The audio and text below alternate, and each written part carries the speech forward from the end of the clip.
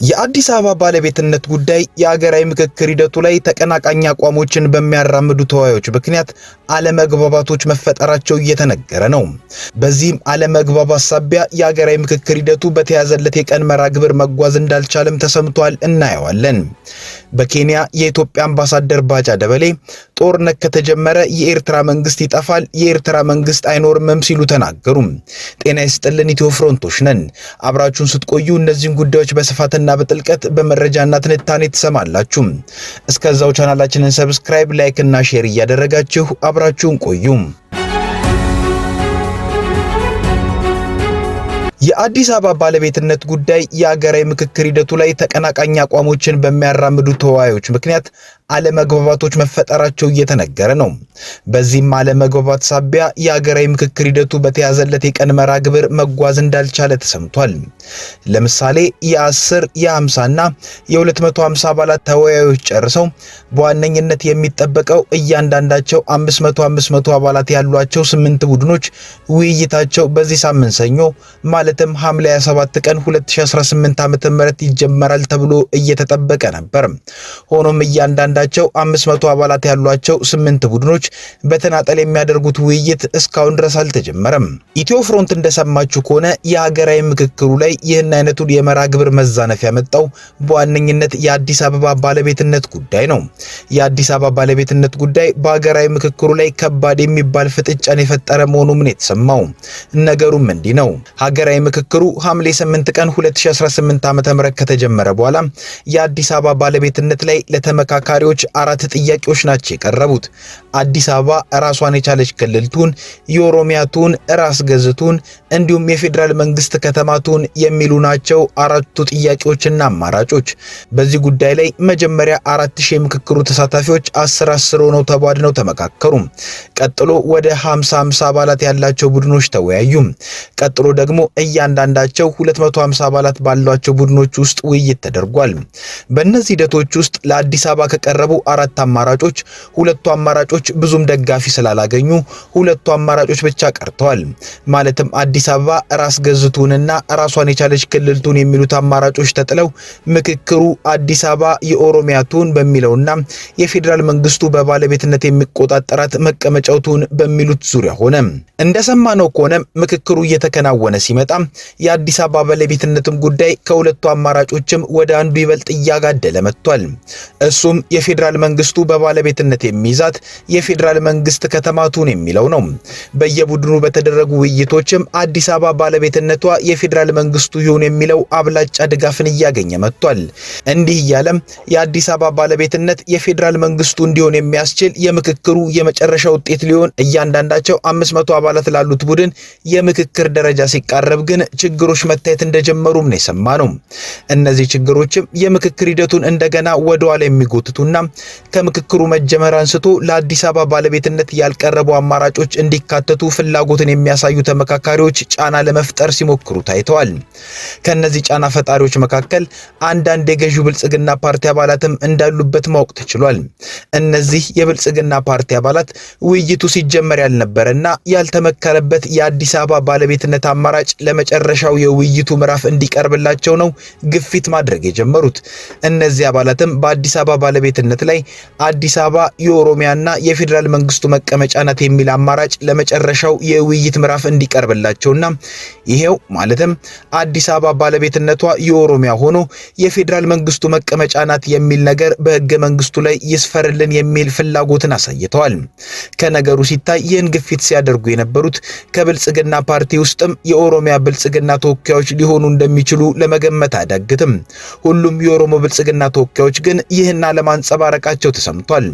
ምክክሩ የመጨረሻው ምዕራፍ ላይ ሊደርስ ሲል በአዲስ አበባ ባለቤትነት ጉዳይ ላይ ተጨማሪ አማራጮች ይግባ የሚሉ አካላት ከባድ ግፊት ሊያደርጉ በመሞከራቸው የመጨረሻው ምዕራፍ ምክክር ሊጀመር አልቻለም።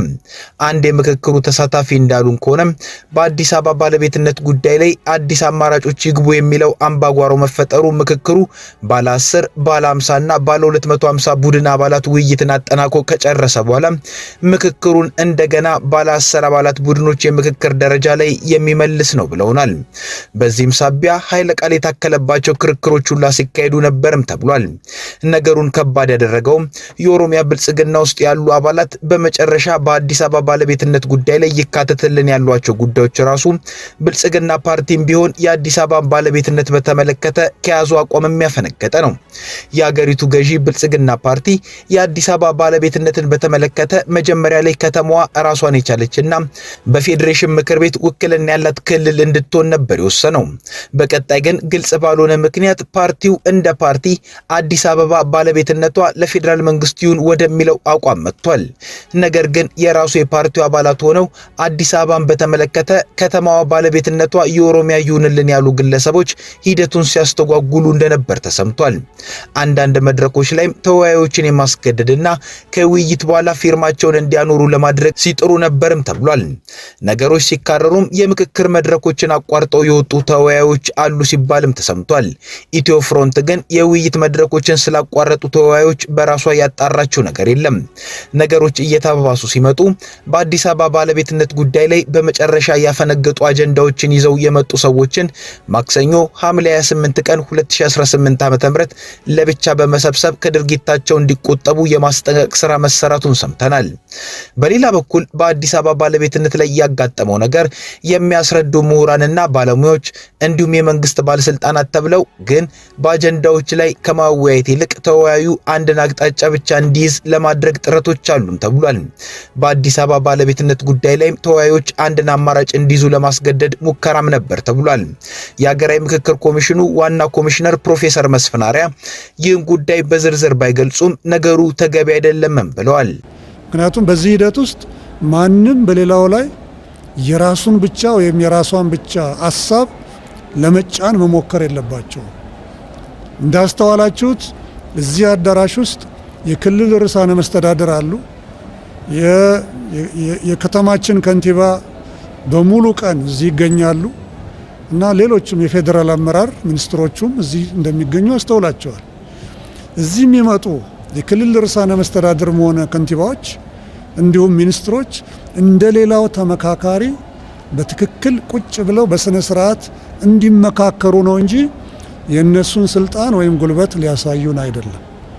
እዚህ ያለን ተመካካሪዎች ሁላችንም እኩል ነን። ለሁላችንም ፊታችን ያለችው መሃላችን ያለችው ከጀርባም ከጎናችንም ያለችው ኢትዮጵያ ሀገራችን ነች። ያንን ነው ማዕከል አድርገን እዚህ እየተነጋገርን ያለ ነው። በኬንያ የኢትዮጵያ አምባሳደር ባጫ ደበሌ ጦርነት ከተጀመረ የኤርትራ መንግስት ይጠፋል፣ የኤርትራ መንግስት አይኖርምም ሲሉ ተናገሩ። ቢቢሲ አማርኛ ነገ አርብ ጠብቁኝ ሲል ቆርጦ ባሰራጨው ከአምባሳደር ባጫ ደበሌ ጋር ያደረገው ቃለ መጠይቅ ላይ ነው አምባሳደሩ ይህን የተናገሩት። የቀድሞ የኢትዮጵያ የመከላከያ ሰራዊት ከፍተኛ አመራር ሆነው ያገለገሉትና ከሰሜኑ ጦርነት መገባደድ ቀደም ብሎ በኬንያ በአምባሳደርነት የተሾሙት አምባሳደር ባጫ ደበሌ በተለያዩ ንግግሮቻቸው ወይንም ቃለ መጠይቅ ቃቸው ላይ ስለ ሻዕቢያ ባህሪ በሚያነሷቸው ጉዳዮች ሻዕቢያን በሚገባ የሚያውቁት መስለው ይታያሉ። ከቢቢሲ አማርኛ ጋር ባደረጉት ቆይታና ቢቢሲ አማርኛ ተመልካቾችን እንዲጠብቁት ቆርጦ እያስተዋወቀባቸው ባለው አጫጭር የተቆራረጡ ቪዲዮዎች ላይ አምባሳደር ባጫ እንደተለመደው በቀጣይ ሊኖር ስለሚችል የኢትዮ ኤርትራ ጉዳይ ላይ ሰፋ ያለ ማብራሪያ መስጠታቸውን ለማወቅ ተችሏል። በዚህ ንግግራቸውም አንዴ ጦርነቱ ከተጀመረ የኤርትራ መንግስት የሚባል አይኖርም፣ የኤርትራ መንግስት ይጠፋል፣ በራሱም ይጠፋል ሲሉ ተደምጠዋል። በዚህ ድምዳሜያቸው ላይ የመከራከሪያ ጥያቄ ያነሳላቸው ለሚመስለው ጠያቂ ጋዜጠኛ በክርክር መንፈስ የኤርትራ መንግስት ይጠፋል፣ በቃ በራሱ ይጠፋል እያሉ በክርክር መንፈስ ሲመልሱለት ተስተውሏል። አክለውም ከየትኛውም ወገን ጋር እንደሆነ ባይታወቅም ጦርነቱ የሚነሳ ከሆነ በቀጠናው መንግስታትም ጂኦግራፊም እንደሚቀያየር ገልጸዋል። በምሳሌነት ያነሱትም በኢትዮጵያና ኤርትራ መካከል ያለው የቆየ የድንበር ጉዳይ ሲሆን በኢትዮጵያና ኤርትራ መካከል ያለው የወሰን አከላለል በራሱ ችግር እንደሚፈጥርም ሲያነሱ ተደምጠዋል።